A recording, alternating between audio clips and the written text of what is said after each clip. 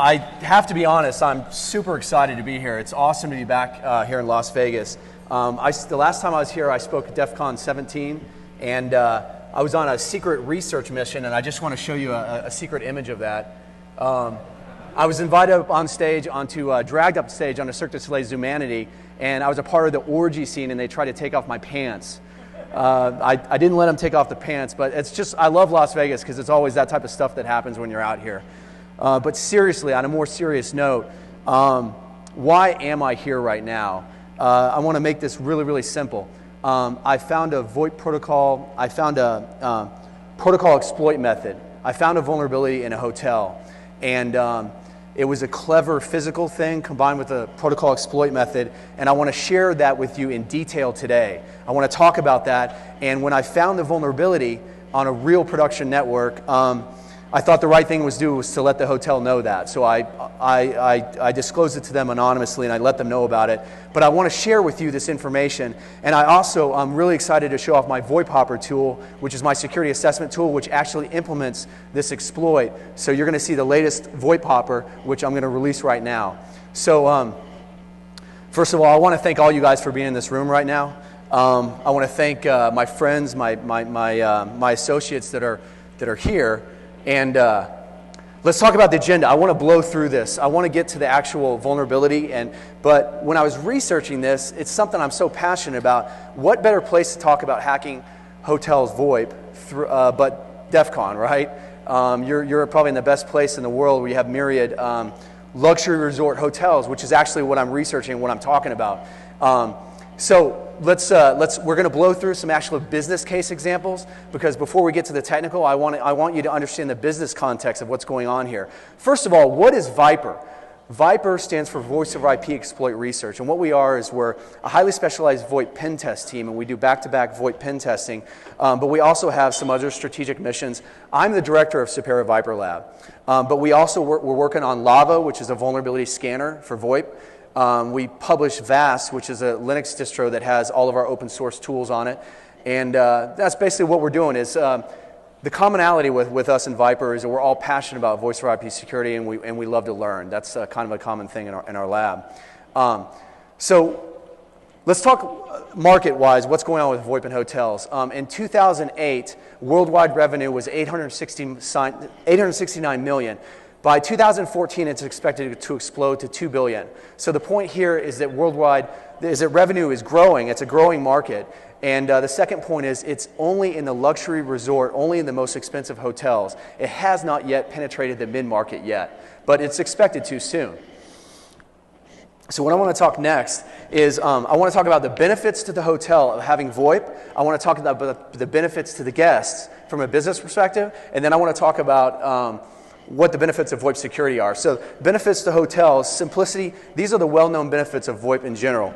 Simplicity of network management, saving on cabling costs, reduction of telecom expenses. You have ad and marketing revenue directly on the phones. You can do branding on the phones that are in the guest rooms, which is what we're talking about.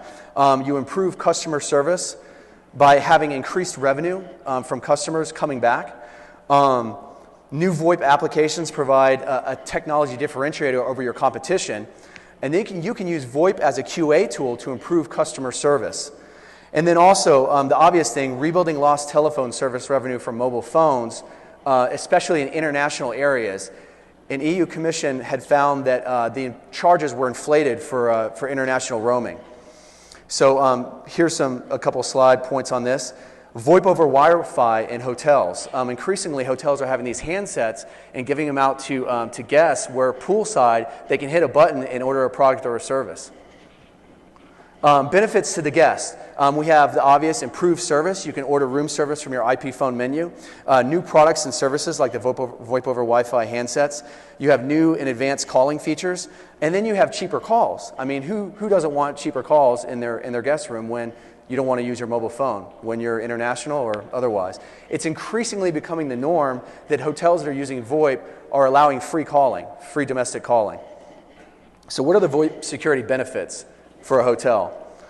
Prevents unauthorized access into internal systems, protects hotel guests from like eavesdropping. For the guests, it prevents eavesdropping on your private communications like RTP media reconstruction. eavesdropping, and trapping sensitive data. If you look at SIP info method, where you can actually trap banking IVR applications if you're calling in your bank from your hotel guest room.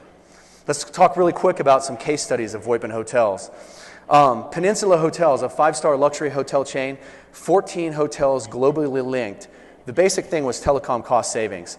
They used their global customer service center to allow all the calls and had some cost savings there. So the win right here in Las Vegas, you guys have probably heard of the win. It's improved customer service through VoIP, improve the guest experience. Their strategy was to pamper and delight the guests. Each guest room has an IP phone. Beautiful little phone here, I found this. Here's a great quote. As Wynn Resorts is showing, the entire organization can become a contact center. The phone is no longer just a communication channel, it's a form of customer service in its own right. Hotel 1000, Seattle, downtown Seattle, deployed Cisco VoIP technology. They used a vendor called Percipia, which specializes in hotel IP telephony applications. They had multiple custom applications developed by Percipia. They have a video valet system. They have a condominium security entry application that uses IP cameras and pops up a picture of the user on the screen of the phone, and a VoIP application to detect guest preferences and set room preferences. So the video valet system is pretty cool. The guest sitting in the room basically hits a button on their Cisco phone. Everything is automatically routed. The valet guy has a Wi-Fi VoIP phone. He knows exactly where to go to get the car. He takes a picture of the car once he's picked it up, and it goes directly up to the hotel guest's phone, and he knows that his car's ready. Here's a great quote, Hotel 1000, the people that are designing this network. It is never just about bricks and mortar, nor is it about technical bells and whistles. Is it about the experience that matters to the individual traveler? That is not the norm for most hotels. So if you're reading between the lines here, what you're seeing is that they're using VoIP to provide better guest customer service and to be a technology differentiator over their customers. Okay, now we're getting more into the heart of this issue. Now we're starting to get good here. So the heart of the problem that I'm talking about today is a VLAN traversal vulnerability, which is trivial to exploit and leads to unauthorized IP network access.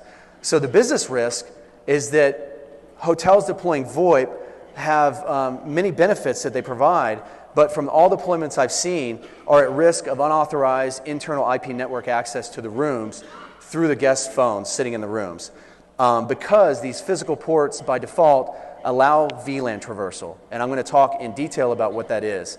So let's go back to 1999. This is actually the vulnerability, and part of my research is I always give credit to people, and I think that we're kind of just trying to advance forward here, but there's a lot of people that have already done a lot of good work here. In 1999, IEEE 802.1q unauthorized VLAN traversal weakness. You see here, by spoofing various Ethernet frame fields, you can traverse from one VLAN to another. So Steve Shoup, Dave Taylor, 12 years later, this is what we're looking at right now. When Cisco PCERT responded to this in 1999, they acknowledged the vulnerability. I could pull it up for you right now. And they recommended best practices of disabling trunk ports that shouldn't be in use. Now remember this key line, disable trunk ports that should not be in use, because I'm going to come back to that in a second. Here's some other researchers. At Stake, Mike Schiffman, Black Hat USA, Sean Convery, Cisco White Paper. So it's basically 1999 to 2002. Some great SANS resources. So VoIP hopping, you've seen the title of this talk. What are we talking about here? I coined this term in 2007. I call it unauthorized VLAN access within a VoIP infrastructure that was not intended by the system design. And this business risk increases in areas with the inherent right to privacy, like hotel guest rooms, and poor physical security, like public access. Here's a little article that's on semantic.com right now, VoIP hopping, a method of testing VoIP security. You can read a little bit more information about it. So back to what we said. All best practices recommend disabling trunk ports for in user access networks. But the irony is, with VoIP to work, some form of a trunk port must be used. That's a trunk port in the traditional sense, which is what I'm going to talk about with this hotel case study. And then there's also the multi-access VLANs with auxiliary ports, which is the Cisco Voice VLAN. So here's an overview of this benefit of having VoIP in your network. We have the blue cable that transmits. We have benefits of VoIP. We're saving on cabling because we're transmitting 2 logical VLANs over the same physical port. It's always allowed. That traffic is always allowed by default. We have easy provisioning for the IP phones because we have protocol discovery mechanisms for the phones to automatically associate to the voice VLAN. And then we have easy quality of service. It's automatically and easy applied on the network administrators, by the network administrator on this switch. So now I'm going to actually step you through. These are 2 steps to this attack. And it's the 802.1q frame tagging attack. And this is what we do. We first have to learn the voice VLAN ID. Okay? So what we're doing is we're going to need to insert a 4-byte the 802.1q header into a standard Ethernet frame. And we have to have that 12-bit of the VLAN ID. We have to have that VLAN ID, that 12 bits, to put into the 4-byte header, to put it into the standard Ethernet frame. We have to do that because if we send the packet to the port is going to, the switch is going to discard the traffic unless we have the correct VLAN ID. So we need to have that VLAN ID. That's the important point here. There's multiple discovery mechanisms: CDP, LDP Med, which is a newer protocol, DHCP, and Nortel and Avaya. So here's the second part of this. Once we know the 12-bit VLAN ID, we're going to actually spoof the Ethernet tag frames, which is trivial to do using standard software. VoIP Hopper especially does this.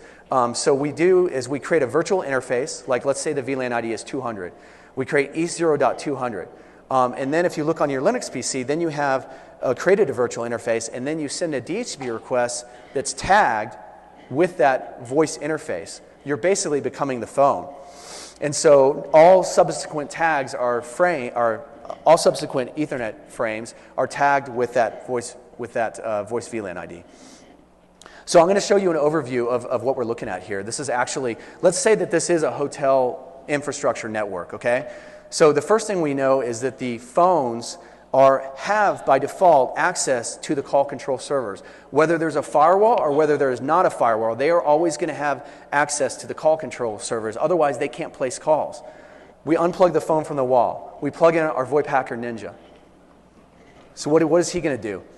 He's just going to try and send packets out. He gets an IP address. He only has access to the guest VLAN. He only has access out to the internet. Let's say he gets crafty. He's like, I'm going to sniff packets. I'm going to learn the voice VLAN ID. Or I'm going to spoof CDP.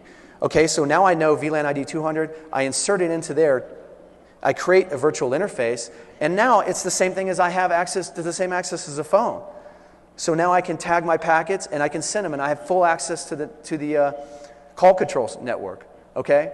So now I can sit all day long attacking the call control servers, which actually might allow me to penetrate further. And if they don't have a firewall, which a lot of organizations don't, seeing to the talk before this when he talked about separating the voice and the data, most customers that I see don't separate the voice and the data, right? So, then you're going to have access to the entire internal network just by VLAN hopping. So back to what we talked about with Cisco. The Cisco P-Cert Advisory in 1999, how do we reconcile this problem? Current best practices recommend disabling trunk ports in user access networks. Yet the VoIP configuration requires 802.1q trunking in these user access networks. That's the irony. Is in order for this to work, in order for convergence to work, we have to allow the 2 VLANs. And in these physically separated areas, take a look at this quote from Cisco. Cisco is aware of VLAN spoofing attacks and recommends that customers apply best practices where possible to reduce the impact of such attacks on their networks. And then a little further down on the advisory, the recommended configuration is disable trunking everywhere it is not required so that tag frames are discarded on ports not configured for trunking. Well, guess what? Like I said, in a hotel guest room, you do have to have trunking enabled in order for this to work. So that was 1999. That was 1999. This is 2012. 2011. Okay. I swear I haven't had that much to drink yet. I always like it when I'm the only person in the room that finds something funny, don't you? Okay, so now we're jumping into the hotel vulnerability. I was talking with a friend and telling her about this story, and it's funny.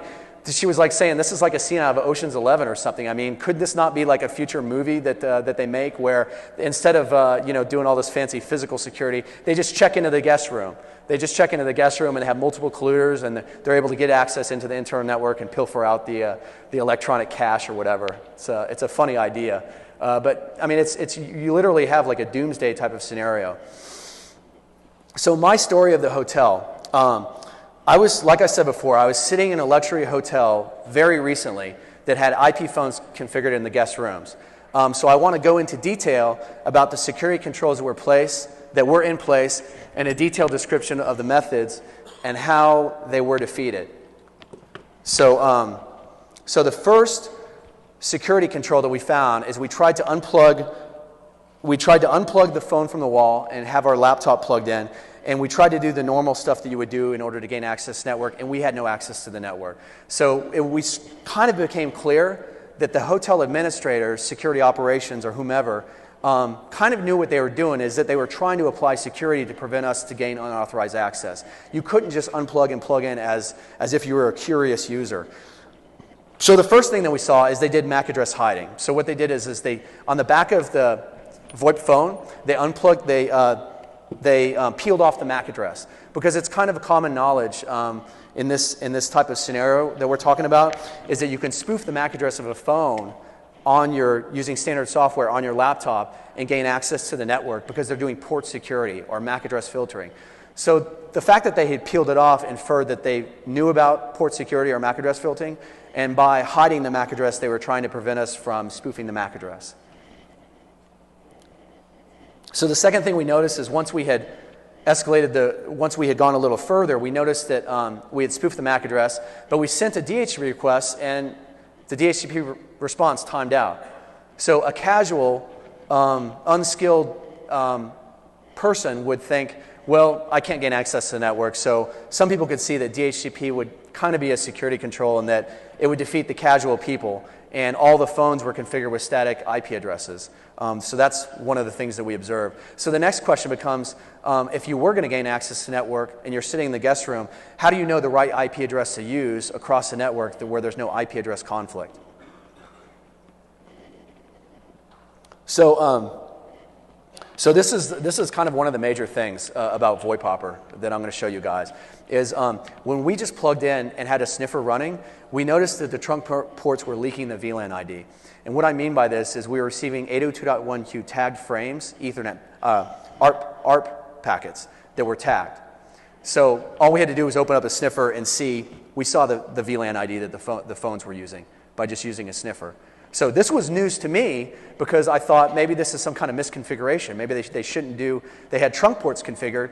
And as you know, trunk ports, the broadcast domain, any broadcast type of traffic is going to forward out all the ports. So why were we receiving?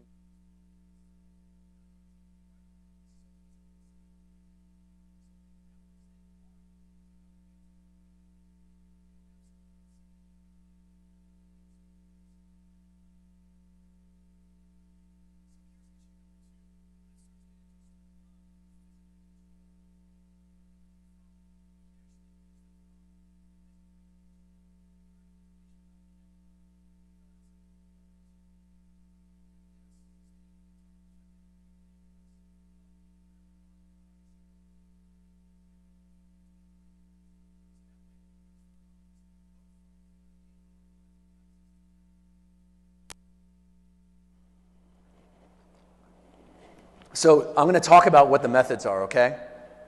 So this summarizes kind of what it is. Let's take a look at this, okay? This is what we're doing here. We unplugged phone number one. The VoIP Hacker Ninja comes in. He disconnects the phone. He puts a sniffer on laptop number one. So he tells his friend, his colluder in the adjoining room, reboot that phone, man. So he reboots the phone.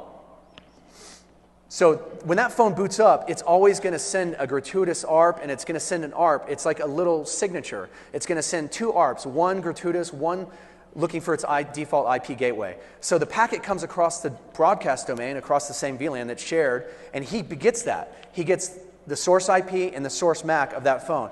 Now he statically configures his laptop with the IP address and the MAC address of that phone. So then what he does is he moves into the other room, because if they have port security, that phone is only going to be allowed on that port in the adjoining room number 2. He attaches offline IP and MAC, then he attaches to the port. And so then we reattach phone number 1, and at that point, he has unauthorized access to the network. And he can ping the default gateway, so that proves that he has access to the network. So now I want to, VoIP Hopper is like a passion of mine. It's a tool that I started writing like in 2006, 2007. And I'm really excited to show the new version of VoIP Hopper here. I wrote a new version of VoIP Hopper called, I wrote a new feature called assessment mode. And what I want to do with this is it's a CLI mode that you go into and you can pass individual commands so I can start building like new features. Some of the new features are, it has LDP med dissector support. So it dissects LDP med. It spoofs LDP med. It has an ARP and 802.1q dissector for a new way of learning the voice VLAN ID. It does automatic VLAN hop based on the first learn mechanism. So you don't even have to know what you're doing. You launch VoIP Hopper assessment mode, it automatically VLAN hops for you based on the first protocol method that's configured on provision in the environment.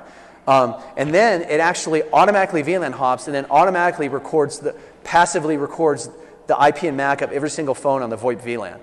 So you can use this as a pen test tool to store off and learn all the phones, and it's non-intrusive. It doesn't send any ARP packets to, it doesn't do any type of like ARP poisoning or anything like that. It just listens for the traffic. And I also fixed many issues with the integrated DHCP code. So let's take a look at the screenshots of this really quick. This is showing kind of when you type the help menu, you've got many different options that you can do. Here's a screenshot showing LDP med spoofed. So we hit one button, M, and we spoof it, and we are able to dissect the packet. We're actually spoofing the phone. By default, LDP med does not allow you to learn the voice VLAN ID. See, it's a little different than CDP. CDP advertises the voice VLAN ID to anyone that attaches to the switch port. LDP med will not. But if we spoof the TLV, network policy, we basically tell the switch that we're a phone, and then we get the voice VLAN ID via LDP med. Okay, so this actually makes it like really, really easy to run. Like I said, I'm actually disabling the automatic VLAN hop, but the first method that's seen by VoIP Hopper, it will automatically VLAN hop and send a DHCP request. Like I said, there's a passive ARP sniffer after the VLAN hop that silently logs and records the phone and MAC and IP from the ARP traffic, and it logs it to a file. Okay, another thing, if DHCP is disabled, one of the things we saw like in this on this hotel case study, when DHCP was disabled, it would time out. Well, now we time out, and then VoIP Hopper automatically sets a fake static IP, and then automatically starts sniffing for the phones on the VoIP VLAN. And then once we learn all these phones, we can select from an index, we can select from a menu which phone we want to spoof. And then another feature I saw, which was useful from a VoIP pen test, is I was getting a flood of LDP med traffic on the network, and I was getting all the phones, learning information about the phones. And so I wrote a feature that basically records all the LDP med packets and puts them away in an inventory in a file, myassessment.txt. Yeah. So I had a guy in Viper helped me out a lot on some real low-level stuff, and I thank Tom to this, but it's time to actually show the demo of VoIP Hopper. It's the best part here. So we're doing good.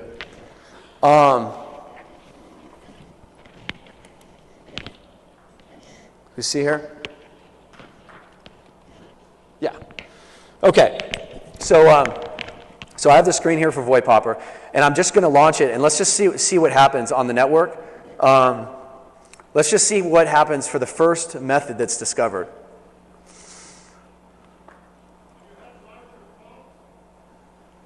What's that? Can you hear?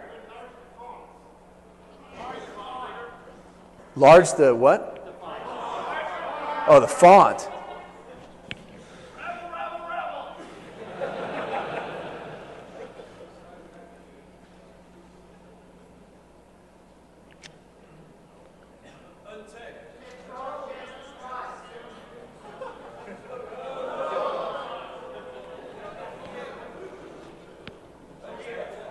There we go. Okay, is that a little better? All right. So we automatically discovered the VoIP VLAN. we kind of missed that part, but you see here, CDP was the first mechanism that was seen, and it automatically VLAN hopped. We didn't have to do anything, and then it's capturing the ARP packet. So I wanted to also tell you, I have a real VoIP-powered network here. I've got 2 of these cutting-edge Cisco 9900 series phones, and this is just to simulate like a hotel network where we have 4 phones in the same VLAN. So I'm going to actually have VoIP Hopper now delete that interface, and we're going to launch it again. And so, you know, I can right here, I can spoof a CDP packet and automatically VLAN hop there. Now let's spoof LDP med packet. Okay, so I automatically gain access to the network there. And then let's show, this is just the basic features that I talked about. Let's disconnect and connect to, I have a monitor span session set up because when I did this internal VoIP pen test,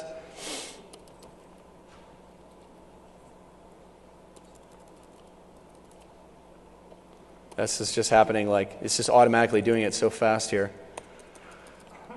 Okay, so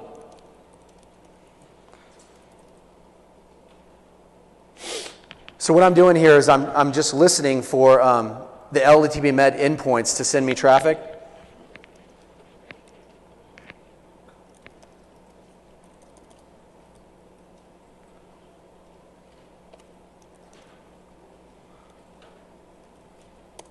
Okay, so there it was here. When I did this internal VoIP pen test, I suddenly just getting all these LDP med packets. So I wrote this feature that like if I happen to receive the packets, which I shouldn't because LDP med should only be sent from endpoint to switch, I shouldn't be receiving that traffic as well. So I wrote this feature that that anytime I got LDP med, I could inventory all the phones. So you see here, it's a growing list of the phones. So that kind of shows off the beginning part of this, but this is not the fun part because I actually want to simulate what we saw in the hotel case study. So I'm going to reconnect to that port, and we're going to make this a little bit more difficult and fun now.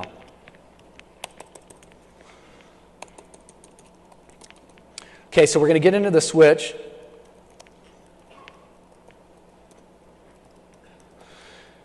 And also, for all you for all the Uber hackers out there that are trying to hack my switch, I just want to go ahead and just show you my passwords. Cisco 123. So anyone trying to get in, just go for it, man. Okay, let's turn off CDP. And let's turn off DHCP. We're going to make this fun. And now let's reboot the laptop. So now we're going to do exactly what we saw in the hotel network.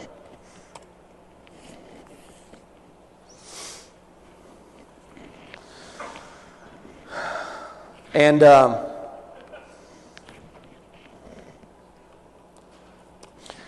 we're going to have a occluder here. So I'm actually going to need like a volunteer. We're going to need someone that's going to be another VoIP hacker ninja to, can I get some hands for someone that would like to come up on stage and like help out with,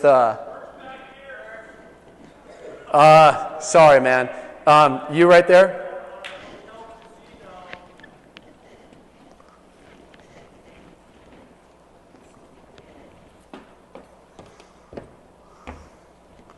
So can we get some audio? I don't hear the audio. We need the special effects here. What's your name, man? Ryan. Ryan. Let's do this, man. Are you ready to do this? Yeah, I think so. You're ready? Yeah. Okay. This is going to be your phone over here, Ryan. Right? So we're in the room together.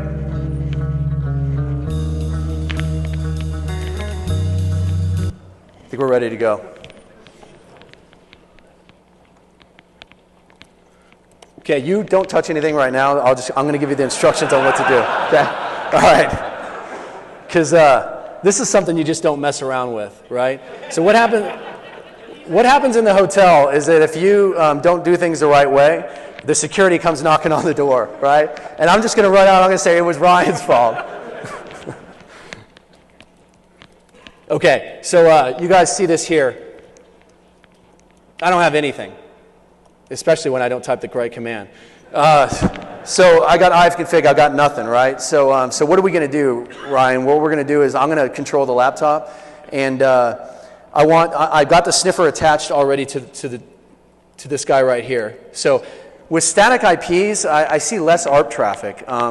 It seems like, oh, okay. So let's go ahead and configure. Okay, so we got VoIP Hopper running. So Ryan, what I want you to do is reach in the back of the phone and just unplug the port 1 and plug it back in. You plugged it port 1?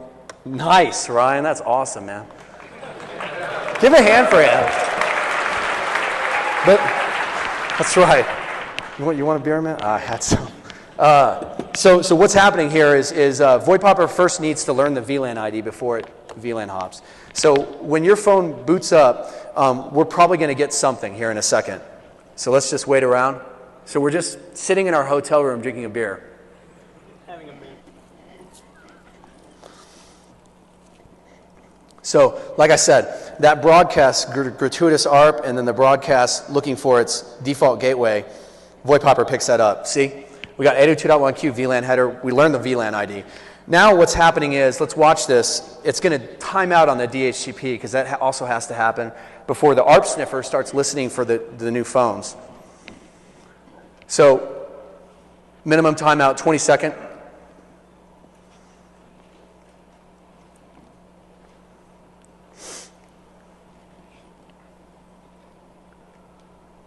There we go. Okay, so now we're listening. Now the ARP sniffers. So I want you to reboot it one more time. Nice. Good job, man. You were like the most enthusiastic guy. That's why I had to pick you as my, my assistant.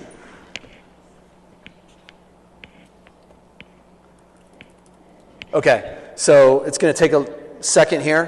What's happening is, like I said, the ARP sniffer is detecting all the phones on the network. So when we reboot, we use the phone as a reboot tool in order to learn all the IP phone, the MAC address, the MAC and the IP of the phones.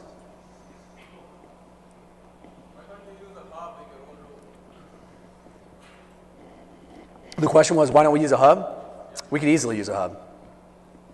We could easily use a hub, and we could also use port 2 on the phone. We could connect directly to port 2 on the phone and learn the MAC address.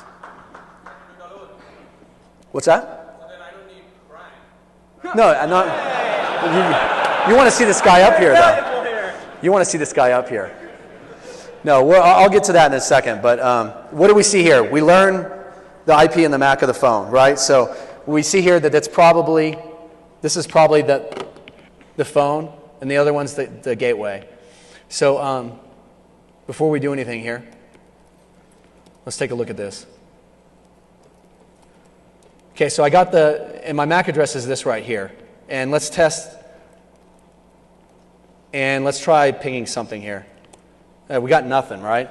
So let's go ahead and spoof this, right? So Ryan, what we're going to do is, I'm going to do this, but I want you to unplug the phone from the wall because now I'm swapped over. So go ahead and unplug the phone permanently. Okay, now I'm going to spoof this phone. Good job, man. Now what do we see? We got the IP address of the phone set statically. We got the spoofed MAC address. And now we have access. Not only that, let's just scan the network. This is what we do, right? There we go. 4 devices on the network. Give a hand to this guy. Unauthorized access to the network.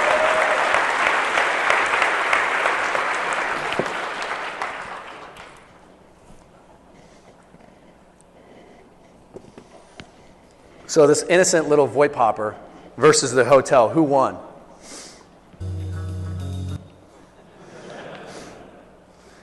So in summary, I just want to summarize this. what happens when you physically control 2 or more ports on the phone? Are people really thinking about this? We have a potential coordinated attack from trusted ports by issue of just checking into the hotel guest room. Key assumptions are you have to be members of the same broadcast domain. That's why we get adjoining rooms. The point is that for VoIP QoS and convergence to work, you usually need both VLANs allowed. Risk of VLAN hop has been known for years. That's not what this talk is about. I'm trying to advance forward the idea about this is the risk of VLAN hop in environments that require trunk ports in user access networks. The impact in the case study with the hotel that we're talking about, every time I talk about this, I have to be just really careful. The impact of this hotel is that it enables UC-specific attacks against the VoIP network, like eavesdropping, and it enables potential unauthorized access to internal core services and systems. It could represent critical business impact. An attacker sitting in the privacy of his room could spend all the time he or she wants penetrating further. What I'm seeing is that hotels have very low awareness about this issue. It's not just some of them, it's all of the hotels I see have this issue. That's why I'm here. Talking about VoIP hoppers, the way it was born in 2007, I did an authorized VoIP pen test, and then I wrote VoIP hopper, and that was the result of this. And you know, the customer said you can't get access from the voice network to the data, and we got into the servers, and we showed that. So physical security is compromised here, and it's a unique situation for the hotel rooms. Security controls need to compensate for this. That's why you look at things like 802.1x. Everyone says when you have physical access to something, it's game over, right?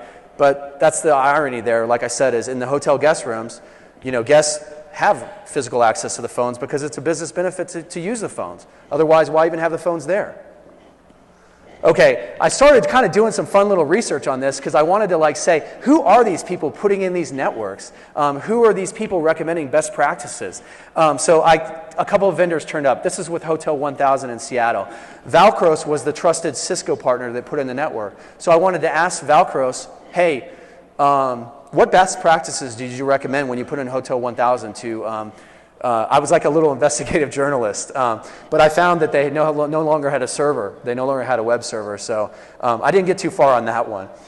With Percipia, though, they're the trusted, look here, Percipia Networks, the most widely used and trusted name in hotel IP phone applications.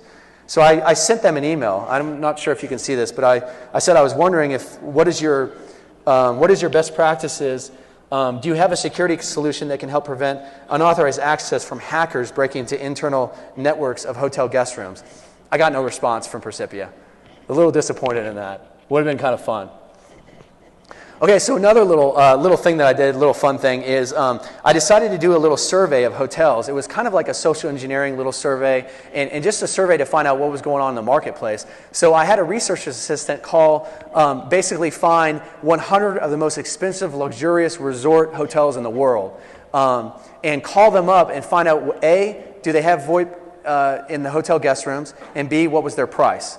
So, so as a result of this, there was 20% international. It was like Paris, London, Tokyo, Monte Carlo, and then it was, and then 80% domestic, mostly like Las Vegas casino hotels.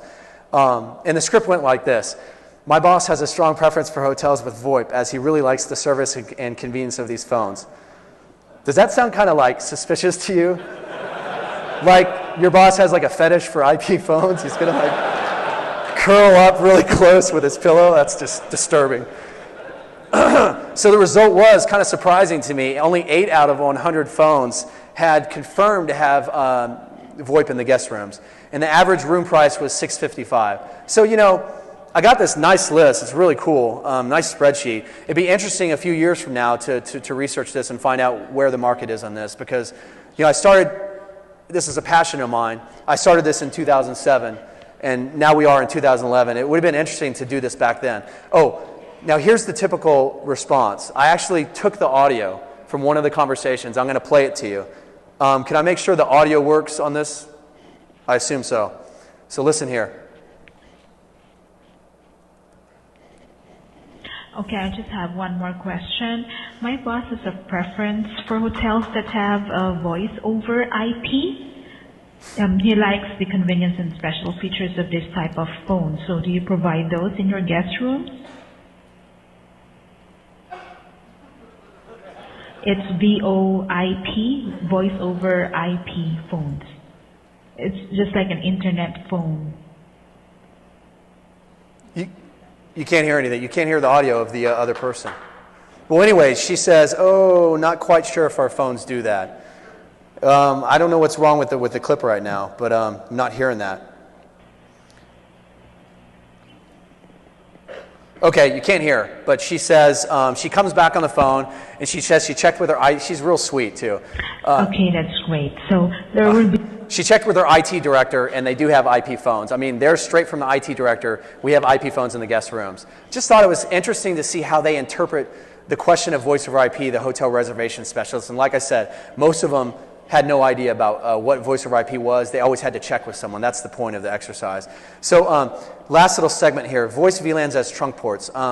When I started building out this feature of VoIP Hopper, because the issue was a non-Cisco environment, I had to build the feature for the 802.1q ARP dissector, and I saw this tagging thing was happening even in Cisco networks on their Ethernet switches. So I went back through all the internal VoIP pen tests and looked at the PCAP traces that I had saved, and I found that they all indeed did this. And this is the Cisco voice VLAN.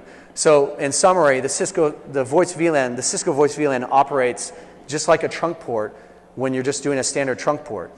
So I sent this notification to Cisco PCERT, and because I want to work together and I want to help improve the security, and we're still working together on it, but the subject is Cisco iOS advertises voice VLAN ID by sending tagged frames to switch access ports. So Cisco PCERT, they look like they have real good awareness of this, and they're working on it. So hopefully they'll come up with a solution that helps protect customers, and that's the whole point of why we're here. But the voice VLANs as trunk ports, it's an interesting thing. It's called a multi-VLAN access port with auxiliary VLANs. That's what the voice VLAN is. And Cisco says it's not officially a trunk port. I'm going to skip over LDP Med because the stuff that really makes me passionate is to talk about this hotel VoIP security. So I want to just skip along to the end here, and because we only have a few more minutes left. So mitigations. Don't do this. Don't do port security. Don't do MAC address filtering. I already talked about that, including hiding the MAC address. Hiding a MAC address isn't a security feature.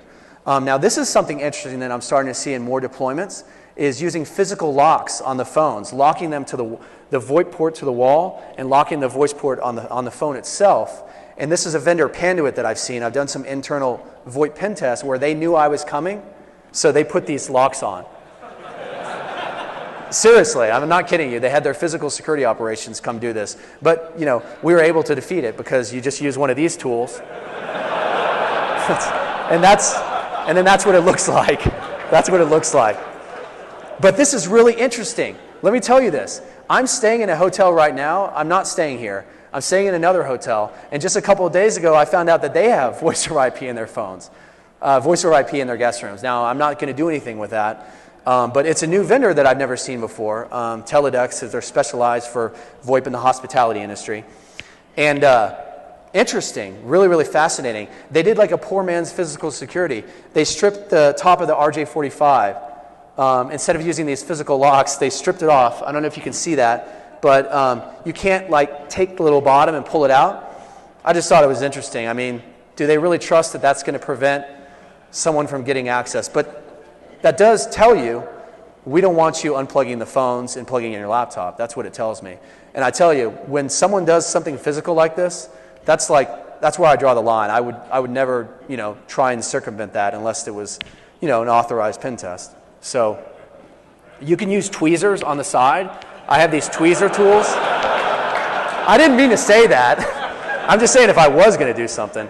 But as luck would have it, check this out. I actually moved rooms in this hotel yesterday morning, and guess what? These ones didn't have the security in place. They look at the little RJ45 sticking out there. So interestingly enough, it shows that the physical security solution wasn't consistently applied across these hotel rooms. I mean, you have like hundreds or thousands in these luxury resort hotels in Las Vegas. You have to actually make sure that every single room is configured the same way. It's a human error is always the weakest link in a security system. I mean, this just proves it again right here. Interesting. So just a couple more minutes. Here's a great idea that I got from Zach and Chris with Cisco. Lock the phones to the wall using Panduit locks, like real locks. And then if someone breaks through the locks, air disable the port. Make the port automatically shut off.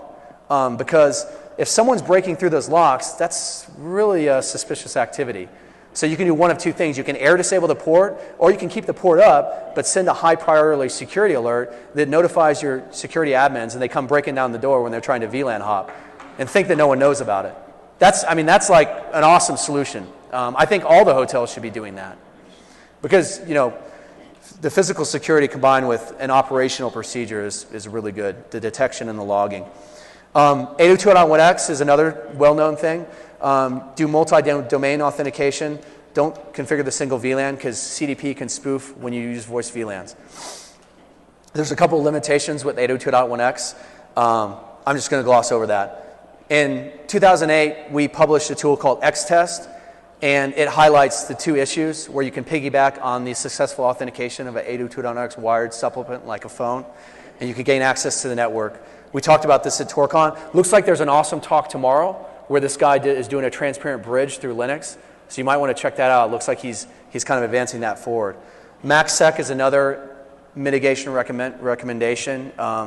Provides hop-by-hop layer 2 encryption. It's like the next version of 802.1x. I'm wrapping up here. I just want to thank you guys for listening. I want to tell you why I did this. This is a talk is a culmination of my research on something that I'm passionate about. I wrote this blog, Attacking the Crown Jewels Through VoIP, with VoIPSA, which I'm a blogger for. Kind of inspired me to actually do the name of the title of this talk, because I found this issue after I wrote that blog. I'm trying to create education awareness. I want to publish a new version of VoIP Hopper, because I know that seeing is believing, showing is believing, and sometimes people just have to see a vulnerability with their own eyes in order to understand the impact of that issue. In order to actually start remediating the issue, they have to see it with their own eyes. It's my hope, above all else, that this information gets to the NetOps and the security operations of these luxury hotels. That is my one hope, is that we can create education awareness and have them start fixing these issues. Because if I'm showing this to you today, and the people that were in the room with me both know this too, that were in the room with me before, how many people already know about this and were silent about this issue? How many hotels have already been breached? Because if I can do this, I know a lot of other people can. And I just hope that we publish some best practices around UC security for these unique scenarios where we have trunking allowed in user access networks. That's what this talk is about. And that's all I got.